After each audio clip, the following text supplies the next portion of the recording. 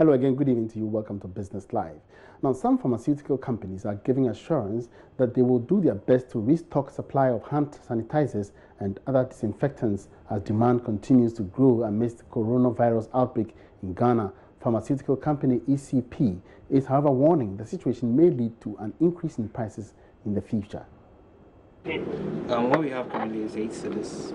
8 cedis. 7 cedis, sorry. 7 cedis. Yes, please. Okay. That's Prince Aboagye-Wiafe, one of the pharmacists at East Cantonment Pharmacy at the Kwame Nkrumah Circle in Accra, during a phone conversation with a worried customer. Just like the hundreds of customers who visited the shop that day, she was disappointed after being told that there was no stock for hand sanitizers. The situation was no different from previous pharmacies I visited. In place of the sanitizers, consumers were shifting to other alternatives such as rubbing alcohol and methylated spirits. Pharmacist Ike Annan cautioned that in its quest to restock, there may be possible increase in prices. Over the last 24 hours, that's from yesterday to today, it's been over the top because I don't know if it's even because of the minister's announcement, but before then, that's a few hours before then, people started rushing in. And as you know, we run a 24-hour service. So in the middle of the night, we had the rush and everyone was either asking for hand sanitizers, nose masks, gloves, rubbing alcohol, etc. As it is now, we also want to satisfy the customers. So we are going through extreme conditions to get them. So of course the prices are going to change, because if we are importing it and we're getting it express, then it means that the prices are going to change. But we are not marking it up more than the profit, our normal profit margins. What we are doing is we are using our same markups, so it's what we are going to, the prices we are going to get from our suppliers that we are going to use. I understand there are some people that have hoarded it till now and are using the craze to hike their prices, but we are not doing that, yes. Joy Business also caught up with some disappointed customers. This is the first pharmacy you visited and gotten this bad news? I think this is the third one, yeah. And the other pharmacies, what did they tell you? Did they give you assurance that you get some soon? They didn't give us any assurance. They just give us the next option, maybe the next company that you can go to. That's why you have to be here, ECP, yeah. So now that you're not getting some, what's the next alternative for you? I'm sure you are aware of the safety precautions. What do you intend to do? Okay, the company needs it for the doorpost of the building, so that the clients, when they come in and out, they don't transfer the disease to the people. So maybe you can use the hand sanitizers as our next option. About 3. But in fact, I have some of the sanitizers, but I wanted the nose mask. The mask. I've been to about 3 places, but they all don't have. We need to take precautionary measures. Even if it wasn't here, we need still to take care so that at least we can protect ourselves. So, but once it is here, I think now people must be serious, especially the precautions that the Ministry of Health has given us. But though we are taking the precautionary measures, it looks like things are not available, but we will try. So from here, I will go to other places and see if I can get the nose masks, because the sanitizers, I have got some. If you failed to get a sanitizer until now, don't worry. As experts say, washing your hands with soap and running water is a more efficient way to combat the virus. For Joy Business, Karen Dodu.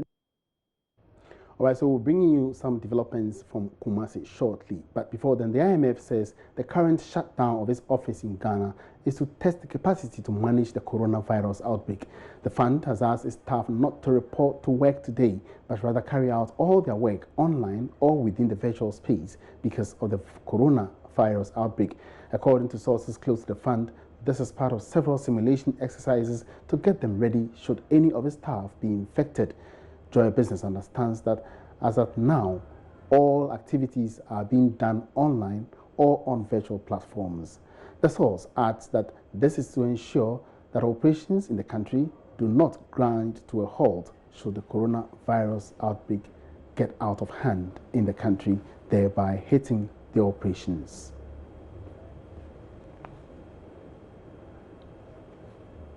Meanwhile, the Association of Ghana Industries says they are in the process of building a database to collate information of its members on what to obtain necessary raw materials for production in order to sustain businesses that they are struggling due to the impact of the coronavirus outbreak. CEO of the AGI, Seth Chuma Kwabwa, urged businesses to also adopt digital forms of management to market their products. You have a situation where one company may have so much stock of a particular raw material, and may not be able to produce within a certain long-term period. So information can be shared, products can be shared, and indeed the sectors do business among themselves. So we need to pick a lot of data. Secondly, we need to look at other sources of supply of some of our raw materials. If it's coming from a particular country, say China, and we are no more getting it because production has gone down, we have to start looking from other look into other sources. Normally, when you import in smaller quantities, you don't enjoy economies of scale, so the price then becomes high and you're uncompetitive. So this is a time you need to pull resources together. So we are going to establish a small database on this and pick members' information. If you have a hotline where members tell us, I have these products, I'm not getting my supplies, and then we pull a couple of them together. Then even if it's not China and other sources, once we pull them together, we can import in volumes and then share. That kind of situation will help. We also need to start doing business electronically. You know, the Ghanaian most of our business people, they do face-to-face. When you go to China to import things, they want to go and inspect, which is the right thing, because sometimes you are unsure of what is going to be shipped to you, even if you inspect a particular batch. So face-to-face is what is happening a lot more. But I think in situations like this, we can also do electronic business once our bankers are prepared to support us.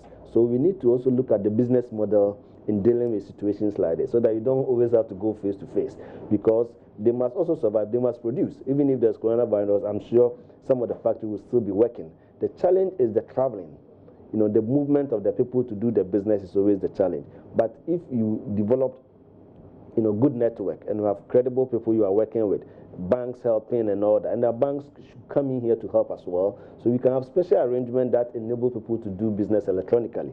That will solve part of the problem. And then we can also be sending specific proposals to government. As I said, the president has said that we are earmarking, about $100 million. How do we utilize it in a way that brings benefit beyond this tragedy that we have for ourselves? So I think there are so many things, and then we need to look at the long term. I know government has come up with a lot of beautiful initiatives: one district, one factory, stimulus package, economic zones, business linkages. If all these are working very well, and I know it takes a little while for them to materialize, we need to focus on some of these strategies so that we would develop our manufacturing sector such that the supply chain works. Let's look at our bauxite industry. Today, if you're able to produce the bauxite in that volumes, you have the refinery, you have the entire activities done here. And therefore, in situations like this, you wouldn't struggle because the various sources are all around you. So that's what we need to do. We pick a few products that we think that we have comparative advantage. Look at the entire supply chain, and at each stage, we make sure that we have enough value addition in Ghana. In that case, we are preparing for any eventuality in the future. These kind of things, today we may resolve it, but it will happen again sometime, somehow. It may not be a virus. It could be a particular country you are so much dependent on going down, or the financial, turmoil that we experienced some years back. There's so many things that happens in the global market that you don't have control over. So your strategy should always be that prepare, so that you always have backup. And then in that case, if situations happen, you are good enough to go. The government's borrowings must be used in targeted areas of the economy in order to keep the economy afloat during the global health crisis. That was the view of the West Africa Regional Director for CATS International, Apia Kusi Adomako. He was speaking on the business edition of PM Express on JoyNews. We have this Fiscal Responsibility Act that put a cap on how much government can borrow in relation to the 5% from the fiscal deficit. Yes. And now this year, government is looking at 4.7% of the GDP. Yeah. I'm not very sure that we can meet that target. And in this crisis time, I think that the government can go to Parliament to seek for derogation of that particular line, to allow government to go beyond that, because we are in crisis time, say that we can use those resources to salvage the economy. Because if we allow this cap to restrict us, I think we might end up, sliding deep into a recession, if not even a depression. So I think that government needs to do that. But government borrowing should also be very targeted to sectors and businesses that they think that they can have a good impact, potential impact in sustaining the economy. And I also want to say that businesses have also gone for loans. And if, let's say, because of this crisis, you are not able to pay your loan, I think that there should be a measure said that the banks will not come and attach your property because you have defaulted. That is a very key thing that, Ministry of Finance and the Bank of Ghana needs to do to prevent businesses from being attacked by banks for not paying loans because of this crisis. Because certainly we are in different times, and when you are in crisis time, I think things are not business as usual. You need to come up with, extraordinary measures. Let's still stay on the coronavirus outbreak and get back to Kumasi, where reports say some shops are struggling to keep hand sanitizers and some other disinfectants on the shelves due to a surge in purchases as a result of the coronavirus scare. Prospective buyers were left disappointed when they visited major stores in the city, including A-Live and ShopRite. Patrons rush for a squirt of a sanitizer. The coronavirus slayer has been called to duty, and they can't help to pay homage. So there's a sanitizer even at the shop for the people who will be patronizing our goods. So when they come in, they can use the sanitizer. And we are having methylated spirit too. So if you don't want to use the sanitizer, you can use the methylated spirit as well. The kakrai on sa na we a very good idea no more ban. Nti the miss mechanic so be wa woni sanitizer and be betimi akwa outside no akoto bi na wo de ahye wo hu. Nti anytime bia obey bia wo de afa won sa a very good pa. Following news of 2 confirmed cases, shopping and other business hubs like Kumasi City Mall have splashed their walls with precautionary messages. Authorities have also been filling the transparent containers with a life-saving liquid. John Bedu is marketing manager, Kumasi City Mall. Preparations in terms of sensitizing the people. As you entered, you saw the posters on the various entrances. The PA system, as in the announcement system in the mall, also keeps announcing the precautionary measures, handshaking, and so on and so forth. We have sanitizers with alcohol content of 80% at the various entrances of the mall, so that anybody that's coming in can, use some on their hands before, and when they are leaving, they can also. So yes, we are doing the basic things that per the WHO regulations, the basic things that we should do as a retail environment. Yeah. Today, many shoppers expected the shelves to be stocked with a commodity. Indeed it was, but was not meant to be. Anxious patrons like Benedicta appear worried after fruitless search for the sanitizer.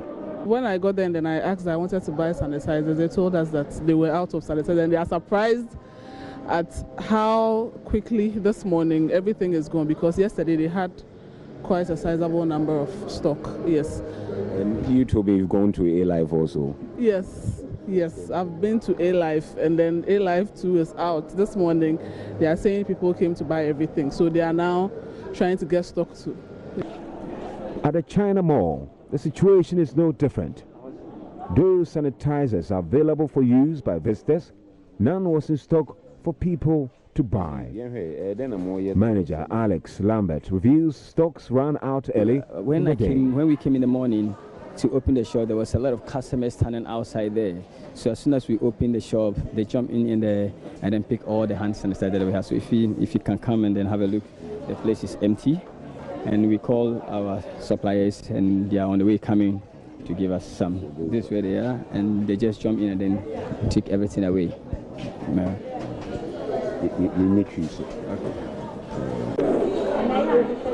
Unlike Benedicta, Alfred will want to wait till new stocks arrive. Fortunately, we've been waiting for more than I think it's almost 11 or almost 12, but still not seen one yet. So that's why we are still hanging around. Why are you hanging around? Have you been told that some are in stock? They told that they are bringing some, and when you go to town and other shop, you really see some on their shelves though. So we also decided, since they are bringing it, why don't we wait and go and come, and maybe we'll get here and we still not find some to buy. So we decided to wait. Until plans are put in place to produce sanitizers to assuage the endless crave for the commodity, public anxiety will continue to rise as concerns about warding off the virus grow. Reporting for JoyNews, Kwesi Deborah. Away from coronavirus now, the Women in Mining local chapter at Asanko Mines has introduced a mentorship program to encourage girls in rural areas to study science, technology, engineering, and mathematics. The initiative creates a platform for experience sharing, career guidance, and other forms of support for mentees. It is in partnership between Female Miners Group and African Business Center for Developing Education. President of the association, Eunice Jopo, explains the focus is first to get girls to stay in school. Manasseh Sumensa has more in this report. Sustainable Development Goal 5 emphasizes gender equality and empowering of women and girls, for which Ghana has become one of the frontline champions. However, school dropout rate among girls in many rural communities in places like Amasia West and South remains high. Asanko Women in Mining believes female empowerment can reverse the trend for sustainable development. Madame Zokpo is confident the mentorship project will create social networking opportunities between schoolgirls and working professionals. And as much as we all know that the population of we, the ladies or the girls or the women in this country, it's more than that of the men. If we champion that of the women, we realize that we'll gain more grounds and then make a lot of impact. And looking at the STEM issue that we are raising, and as you see, most ladies are not involved in science, technology, engineering, and mathematics. So through this, we want to encourage more ladies, and we can start from the secondary school so that we can make that impact. Then when we change their mindset gradually, they also see us what we do and then join us in that, so that we make up the numbers and then make the impact. Statistics reveal only 25% of women hold IT jobs, while they command just about 11% of executives in the field. Geological Database Administrator at Asanko Gold, Winifred Okran, believes the mentorship program can change the narrative. It has always been that traditionally we were not encouraged to take up such opportunities. It has always been this is a man's field, this is a man's job. But now we have women who are in very good positions. Technologically, women are controlling mining industries, women are controlling even equipment, women are controlling things that are men's areas or men's domain. So in fact, it's very necessary for us to do that education and also encourage a lot of women and girls to do that. That is how come we find it very practicable now to take care of some of these things. And as Asanko Gold Mines, we have taken it upon ourselves as women in mining. We have decided to take these things up upon ourselves, educate the women or the girls in the catchment communities on science. This is a mining within their community. It will be very interesting, very laudable to have a lot of women being employed from this community. Some beneficiaries share their experience. My name is Ophelia Atta from Mansumai Senior High School. Today we have a visitor from Asanko Gold. They came to encourage the girls. They said that most the girls don't like the subjects of IT, engineering and others. So they came to us that they came to encourage us that as a student we should forget any other things. Our focus in the school was to come and learn. So don't be shy or be afraid, because they say that most girls feel shy of the subject or they are afraid because they say science is hard. So they say that we should be encouraged to learn. Nana Asansu Mensa, reporting for JoyNews.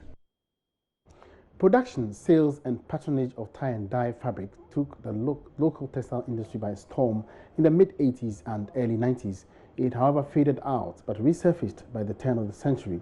Patrons have described it as a dying industry which needs government intervention to revive.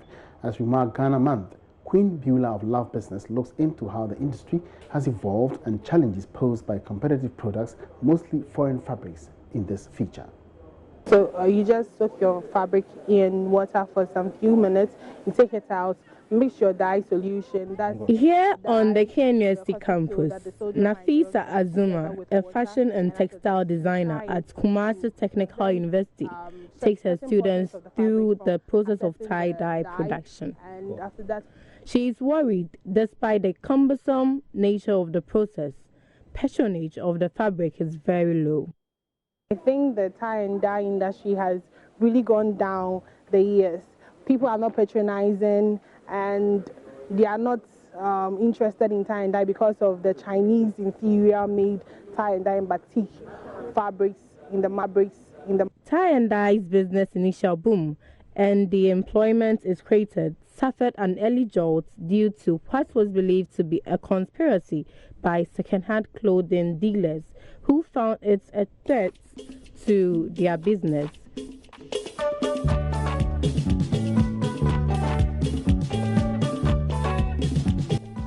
Target of the fabric, its patrons, Aboagye-Wiafe, after late CK Man's hit song saw patronage drop drastically.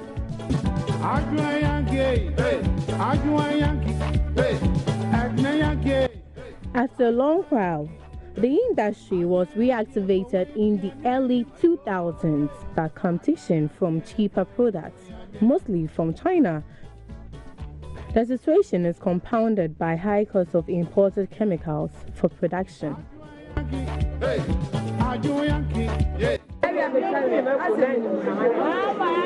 Here at the Kumasi Central Market, tie-dye trader Aboagye-Wiafe says the business started declining when the Chinese started imitating. So red room ha nipa be 4-5 in a tomb. Person can nipa be brave. Even in this market, the number of tie-dye traders has reduced. Prices of Ghanaian prints are higher because the quality is better than the Chinese goods, but most people prefer the cheaper ones. Tie and dye makers used to procure cotton cloth from ATL and GTP, but now they have to import. The high duties affect the price of the final product. GTP